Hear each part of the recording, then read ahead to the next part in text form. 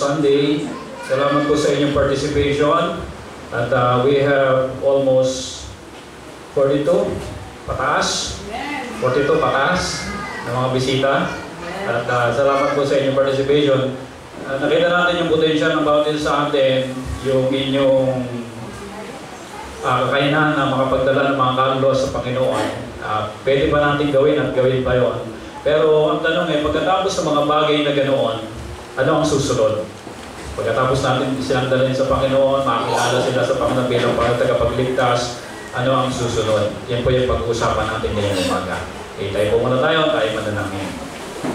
Ang manaming Diyos sa mga pag-ariay sa lahat, kami ay kapasalamat dahil muli, binigyan mo kami ng pagkakataon na masa pa kayo sa Espiritu at katotohanan at walang ligid sa inyo, Panginoon, sa bawat ginawa namin, anong motibo meron kami na daladala namin ngayon dito. Kung ano man, Panginoon, motibo na hindi po ayon sa inyong kalooban, kami po ay inyong patawarin.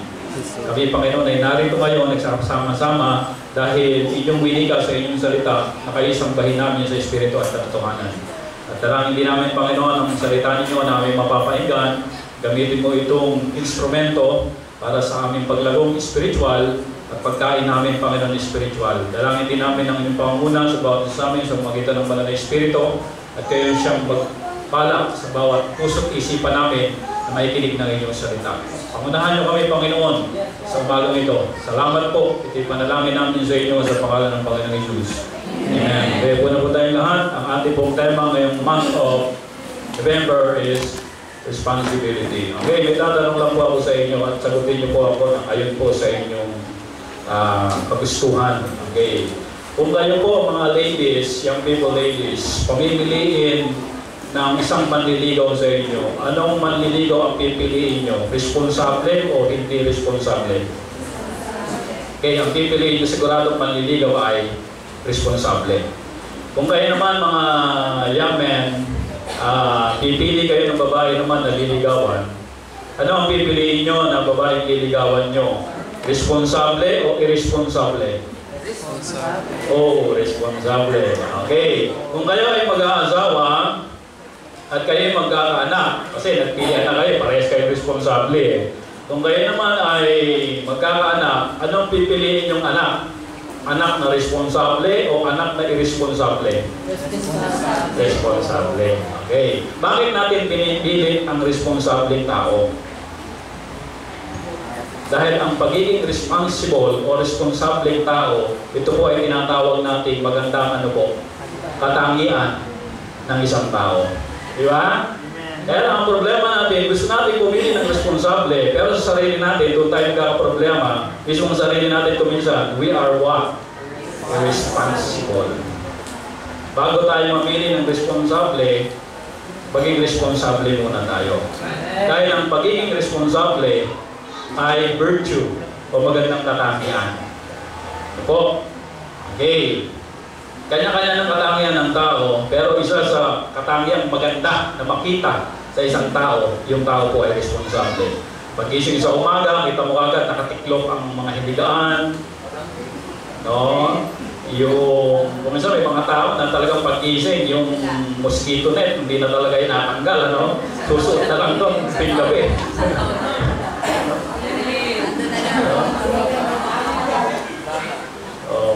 Ano tawag doon? Tamad. Kapag po responsible, tamad, di ba? Yung kapatid, ano? Kapag responsable ka, tamad ka, ano? Kaya mga kapatid, you know the importance yung pagiging responsible. Hindi lang basta mga kapatid, alam natin, kung hindi alam natin ang kahalagahan nito. No?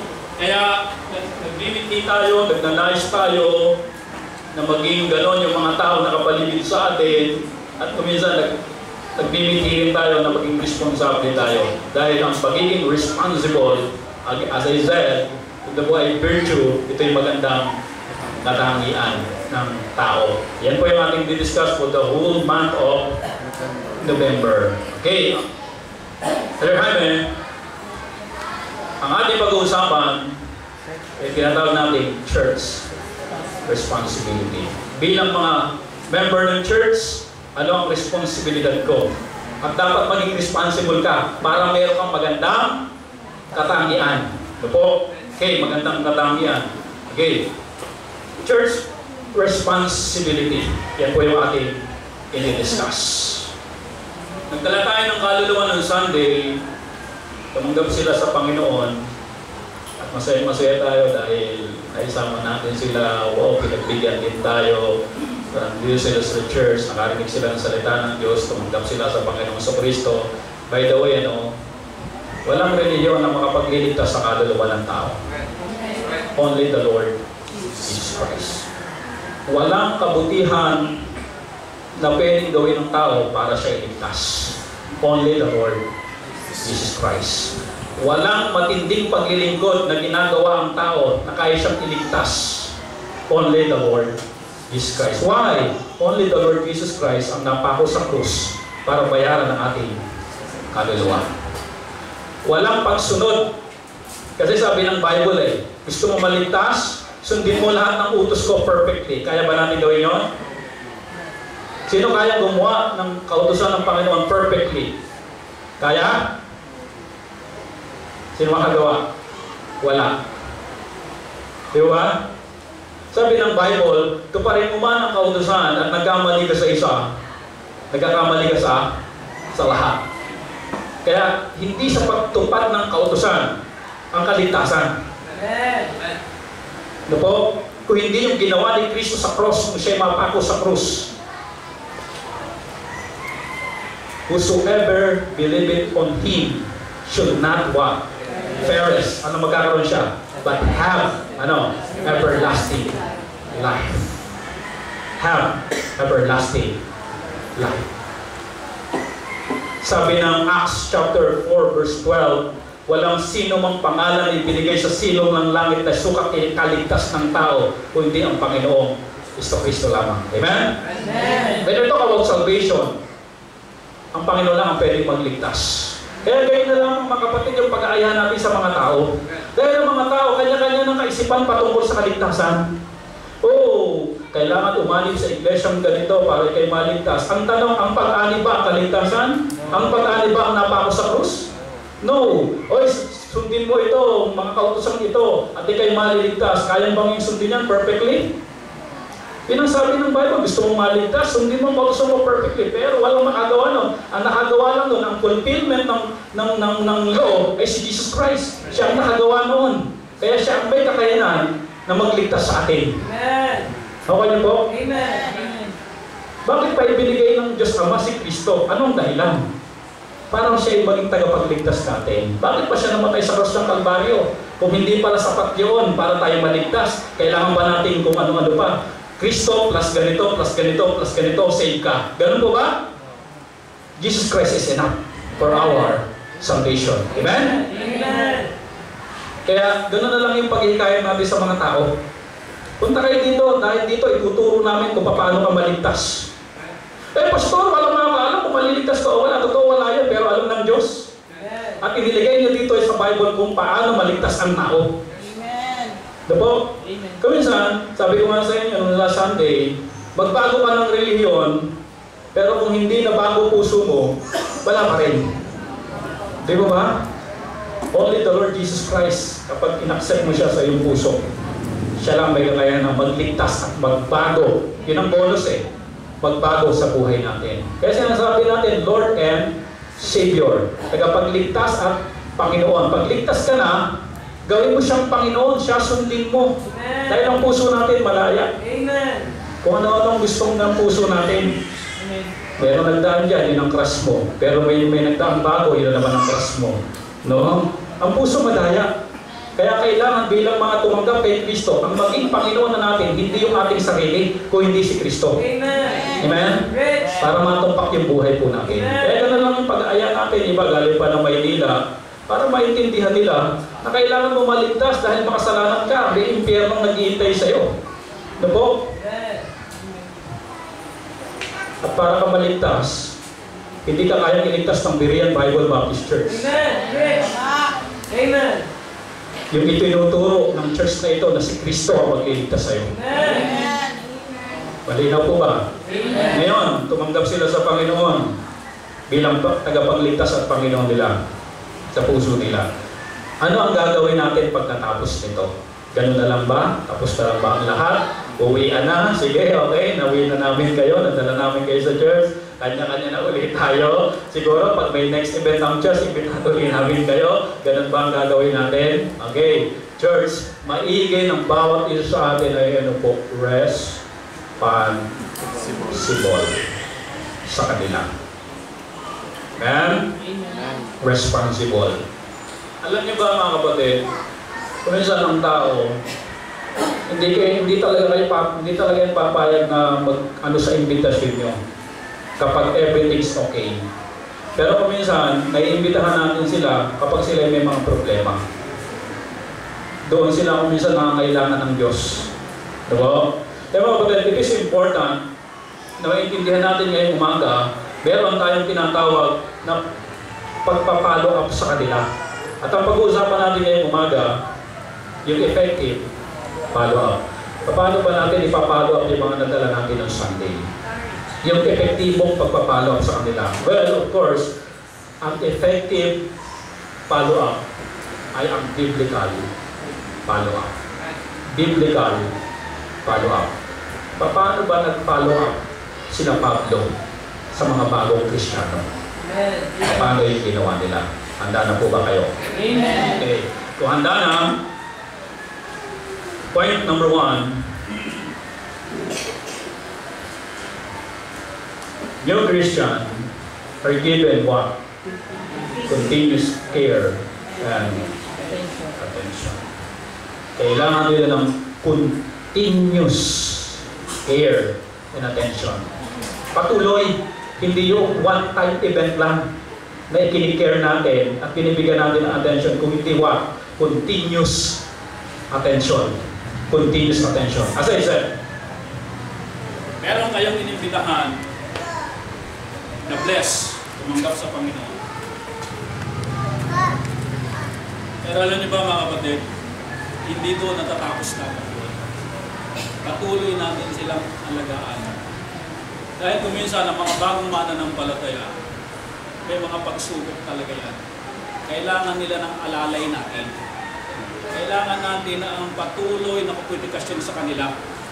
Kailangan natin ng pag-care, pagkalingan sa kanila. Patuloy. Okay, anong sabi ni Apostol Pablo sa Church of Thessalonian? Okay, but we are, sino po yung we? Apostle Paul at saka yung mga mananampalataya. We were what? Gentle among you. Even as a nurse cherishes her children. Anong responsibility po natin? sa mga bagong mananampalataya, maging gentle tayo sa kanila.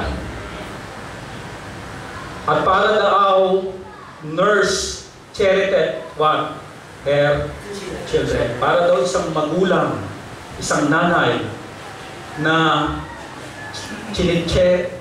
so cherished, kinakalinga, inaalagaan, inaaruga yung pong baby Christian. Okay. Ganito po yan eh. Ang magulang, kahit na masakit ang ulo, pagod. Diba? Kapag umiyak yung anak, ano gagawin yung magulang? Babangon na at babangon. Why? Kailangan alam ng magulang na itong baby, kailangan ng patuloy na care and attention. Ganon din po yung mga bagong tumanggap. Ang tawag po sa kanila ay baby Christian. Hindi sila makakatayo, makakain mag-isa. Kailangan po nila ng tinatawag na assistance. At kaninong assistance po? Kaninong magagaling ang assistance? Sa atin po, na mga matatagal na dito sa church. At ang pag-asikaso sa kanila, hindi lang po minsan patuloy. Okay. Ano? Yung ba mga bisita niyo na dinala nung Sunday, meron ba kayong komunikasyon sa kanila? Sa Facebook, sa cellphone. Meron po? O, pakitaas po ang kamay kung meron komunikasyon sa kanila. Okay. Lahat tayo meron kasi may free data ngayon eh. Okay. Ilan sa inyo, kapitbahay nyo lang, malapit lang sa inyo, iba taga Maynila. Kahit ngayon, ano ang layo? Pwede natin silang alagaan. Through what? Technology. Amen? Patuloy po kayo makipag-communicate. Kunin nyo yung number, i-text nyo, kumusta ka na, ito ang mga Bible verse. O kung may problema, i-cater mo, alagaan, full attention ang kailangan sa kanila. Amen? I-follow up po yung mga bagong mananampalataya. O yung pre-data ngayon, magbukas ka lang ng gano'n, no? Pwede mo na siya makausap, makachat. O ang kapitbahay nyo lang yung naging bisita nyo ng Sunday, pwede nyo siyang puntahan sa bahay, at saka kausapin, i-encourage. Amen? Amen. Dahil mga kapatid, sila po ay mga baby Christian.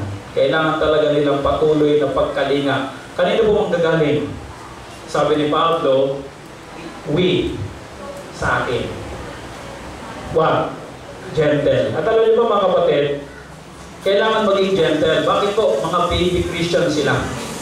Ang baby ba, pag pinapakain, talagang tapos pag-uwi, ganun ba? Papaluin nyo agad? Ginagano ba ang baby? Ganun ba ang tamang pag-alaga pag baby? Ano po ang dapat? Gentle. Kaya kung kayo ay mga hard magsalita, at ipaguhin yung pananalita nyo sa baby Christian. Amen? Ay, pinag-usapan natin kagabi yan, di ba? Yung maging, with grace and salt, season with salt, yung ating pagsasalita. Always, nakalagay sa Bible, gawin lagi, masanay kayo sa tamang pagsasalita. Amen, church? Amen. Alam niyo, ito problema natin kuminsan eh. Kapag dito sa church, may kanya-kanya tayong mood sa pagsasalita. Pag nasa church,